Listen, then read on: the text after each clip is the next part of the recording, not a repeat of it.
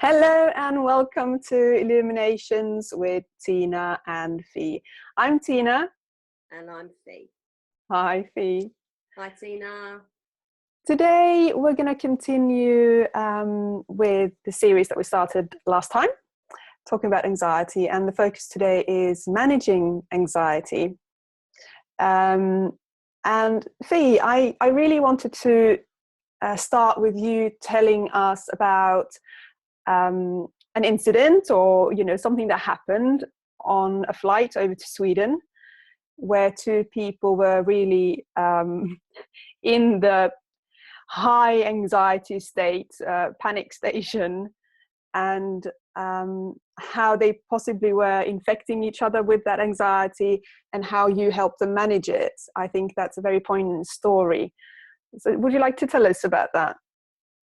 Yeah, well, I was obviously got on the flight, ready to, get off, and we got delayed at Gatwick, sitting for about 20 minutes. So I started to notice some behaviours coming through. There was a lot of animating of hands, movement, rustling around in bags, and so I started to just tune in a bit because I was actually reading a book and realised that actually these two women, mother and daughter, were kind of getting quite stressed. It started as stress, and then I could hear the anxiety coming through in voices, and the woman next to me said, I really want to get off the plane.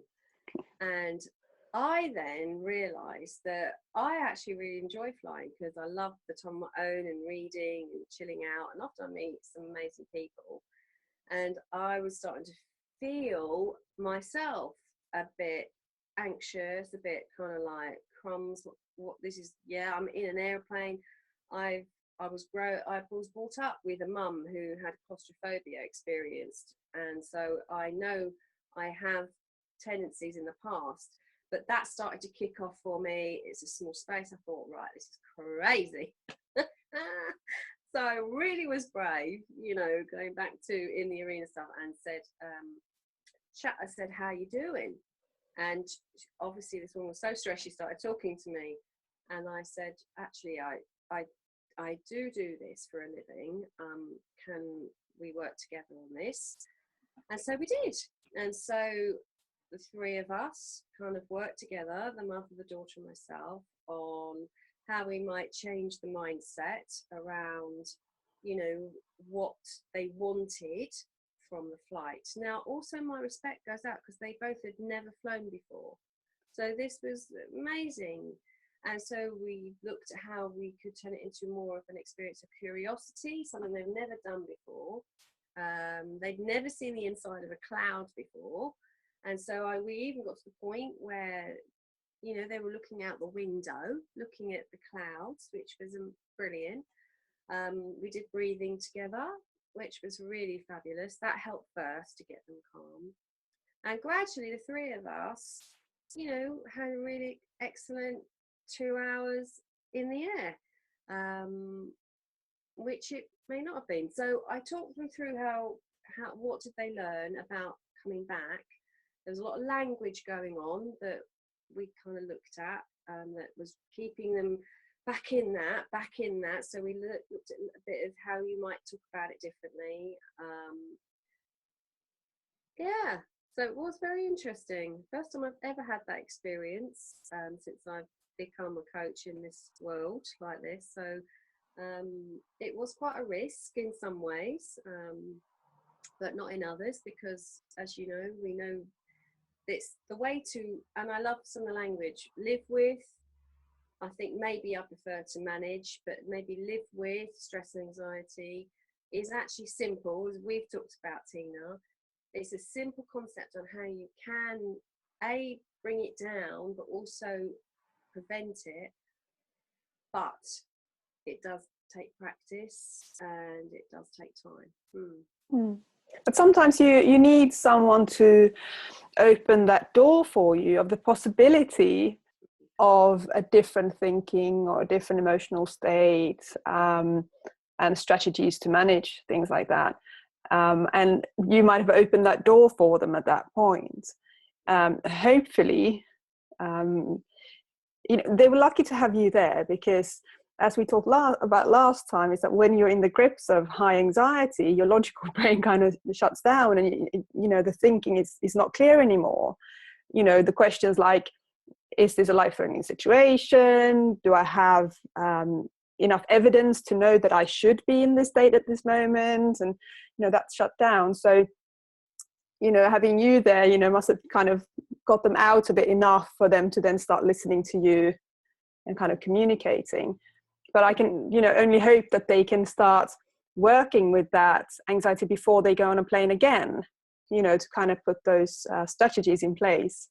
Well, that was like the first aid kit at that time, wasn't Oh, it? yeah.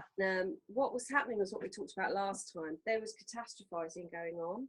So what I got to do was work out what was their worst fear. Once we worked out the worst fear and what would happen if that happened, and it wasn't the plane crashing, actually, it was something totally different. It was turbulence and vomiting. And so we knew there were bags, all that stuff.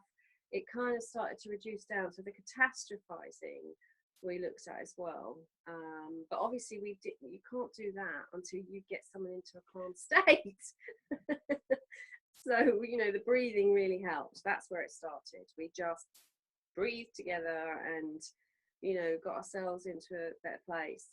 And actually what then we talked about is something that when I work with my clients, they go, I don't want to be like this. I don't want to feel like this. I don't want to. And I say, well, what do you want? And there is 9 times out of 10, there is a silence. And that's what was happening. They knew what they didn't want on this flight, but actually when we started to talk about it, so what could it be instead? That's when it also starts to change, because that's the mindset. So when I work with my clients, it's helping them to look at what do they want. So for example, I'll be, for myself, it was contentment and inner peace. That's where I really wanted to look at, and I put that intention together, and that's really important. And so when I got up in the morning, I had to think, okay, so how would someone who has contentment and inner peace go and brush their teeth, make a cup of tea? And I sat at my desk, because if you practice this stuff in non-stressful situations, it helps build up the habit. Because John Kabat-Zinn, who brought in all the mindfulness stuff, he said you can't build the parachute as you're jumping out of a plane. Yeah, exactly. So you have to bring the practice in, and that started to help. So then when I was in a situation when I could feel me getting a bit stressed, I knew how it could be. So I had something to go to. So that helped as well. That knowing the intention of what you want is important. And I know you do gratefulness and gratefulness. It's very powerful as well.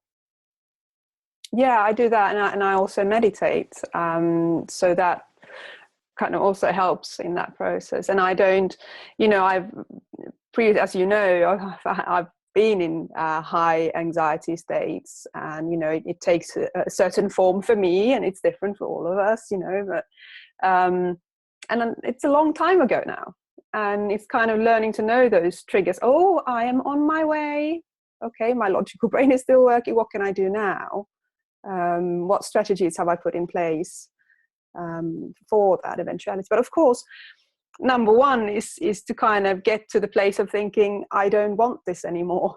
I don't want to live in a state of slight anxiety every day, and I don't want to live in these high anxiety kind of moments, and some people have them a lot. And of course, before you start doing anything, you need to realize that I don't want to do this anymore. And okay, I have a choice. I can start changing it, very often with the help of someone else, of course, to kind of shift the course. The habits are important, and we know there's so much evidence now around what happens with grateful lists and starting to notice things that are going well. Is that it starts to create new neural pathways, replace old ways of thinking. And what happens is they gradually then become the way you think.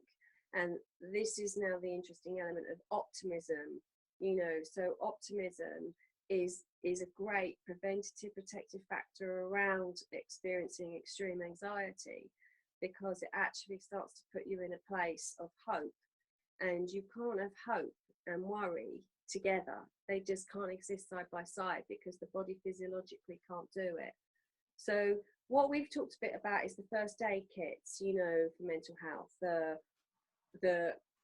you know, breathing, the, you know, kind of in that moment thinking, oh, once you've got into a calm state through breathing, physiology is really important. Open up, you know, kind of, you start this, you don't see a happy person like that, so open up the body, and that automatically physiologically does stuff that you're not even in control of. It's just biology happening, you know. So once you've got that, that's brilliant. But what we're talking about then is the practice of developing habits that keep you in a place that if you lose your keys, there's more just a noticing losing the keys, as opposed to it becoming then high irritation, high stress that keeps you up there all day, that actually it then just becomes part of, you know, just, oh, well, notice where the keys. And then we know that the brain doesn't go into the prefrontal cortex changing stuff, you actually will find your keys. And also to kind of think about this contagiousness, like with a mother and daughter, how much they were affecting each other, and kind of maybe they both started at a level like this, but then because okay, so it's just following, and then you started feeling, okay, either I can get infected by this, or I can be brave and kind of go, hey, how are you? And to have that, you know, as you talked about, intention, when you get up in the morning, or you know, like big city living, we know that that's kind of, the pulse goes up, the kind of stress becomes a lifestyle, and then that can easily tip into anxiety. Now, you know, going down the tube and taking the tube to work, and kind of going, okay, I can either choose to go with the flow and kind of get into that state, or I can be the person in the tube going, oh, a bit crowded today, isn't it? How are you? You know, and that's infectious as well. That calmness can actually spread as quickly as that stress and anxiety, and really kind of go, who do I want to be? Do I want to be the person who creates the anxiety, or do I want to be the person who creates the calm? Yes. A choice. I think you have a responsibility in that. You know, you can, and because of how you are, bringing that onto the train. You know, if you are completely irritated, you know, stressed, and get onto a tube train, you're taking that onto the train. So that's the challenge again for people, because that's, you know, hard for people to often accept and understand. But yes, you know, the daily practice of gratefulness is you know, having amazing research around that and the impact it's having on, you know, depression as well, which we'll look at some point, but in creating, keeping you in a good place. And that's what we're talking about now, is how do you keep yourself in a resourceful state, as I would call it. And, you know, mindfulness, meditation, so formal mindfulness or meditation, which again brings you into the moment. I don't know if you remember Liz when she was talking about being in the moment. She's a definitely in the moment person. Yes. We know that the more you're in the moment, usually, you know, the more you're not worrying about the past or worrying about the future, unless that's become a really deep habit, and then you have to work to get that changed. Yeah. You can be in the moment, and mindfulness, you know, helps train the brain. Remember we talked about the prefrontal cortex last time, getting a bit, you know, that it removes chemicals from there, that to remove distractions. Well, mindfulness will actually help with that, so that if that starts to happen, you can actually still keep yourself in a place of being in the moment and staying in touch with you and what you're thinking. So that practice is fabulous that you do, Tiina. Yeah, so knowing what you want, gratefulness, you know, mindfulness and meditation practice, really important. Decision making is another one that people often come to me because they don't know what decision to make. And what anxiety does is fool you into thinking that a decision is right or wrong. And we know that if it's not true, if you're down to two decisions, then generally whatever decision out of those two you make will be right, because you will actually behave, you will bring the environment in to make that generally the right decision. And people often, that's what they, because I don't know what to do, you know, and anxiety makes them think that a decision is right or wrong, but actually any decision you make will probably be right, you know. So if you have that, and that's the Susan Jeffers, you know, feel the fear, if you just make the decision and go with it, it will probably be right, you know. So yeah, there are certain habits to develop. Any other habits do you think that you've got? You do yoga as well, don't you? I do yoga as well, yeah. And of course, everything that we do in our work with people, you know, we don't just work with people, we continuously read stuff, we continuously do courses, you know, continuously challenge ourselves in our thinking. You know, obviously you and me are ball planks for each other. It's like, hey, Fi, what's going on? And you're the same for me. So I mean, all of that creates the kind of becoming better at handling situations, I think, whatever the situation is, and especially anxiety. Yeah. And I think it's very important to point out that it's that, you know, it's not like you suddenly can remove anxiety like it was a piece of you and kind of go, oh well, I don't have it anymore. It's like, well, possibly part of being human. Yeah. You know, and it's like it's about managing it and making choices around that. A lot of people talk about stop fighting it and just learn to live with it, but what I'm talking about is just, you know, every day reducing down stress, which is the adrenal, and then cortisol, you know, reducing that down, because you then can get, you know, you get hooked on that. And I think that then doesn't help either. But, you know, they say, you know, in the whole world of resilience, you know, which again is a whole academic, you know, evidence around it, which is brilliant. You know, self-compassion is really important. Yeah. And that's, you know, another key is to not make judgments around yourself about this. Yeah. Notice more with self-compassion for yourself and be kind to yourself, which means self-care, which means eating, exercise, you know, watching the numbing outs like alcohol, gambling, shopping, you know, just watching those, because they only meet that need for that short burst of serotonin you get from, oh, I'm shopping. But then it often comes deep, you know, comes down lower, because you then get concerned about what you spent, concerned about what you drink, and you make judgments then about yourself again. Yep. So self-compassion is really important as well, in building up this preventative and protective side of you.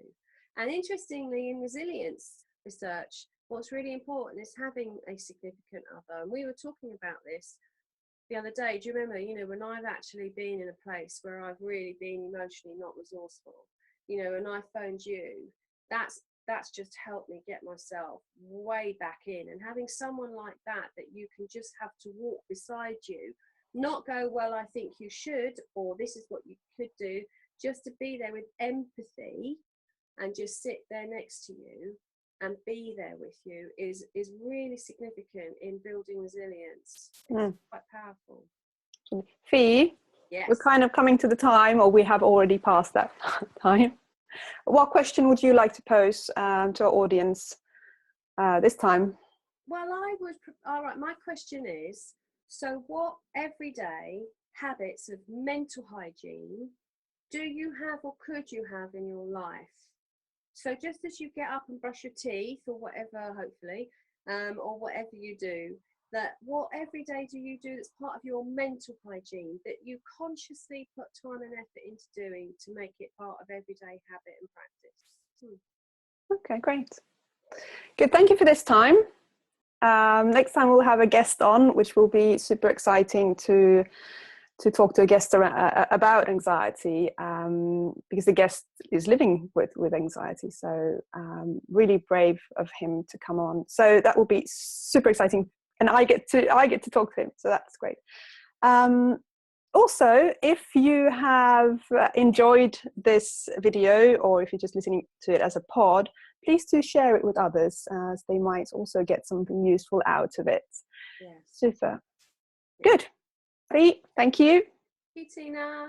I'll see you next time. No, I won't see you next time. I'll see you the time after. Nuggets. Okay. Bye. Now.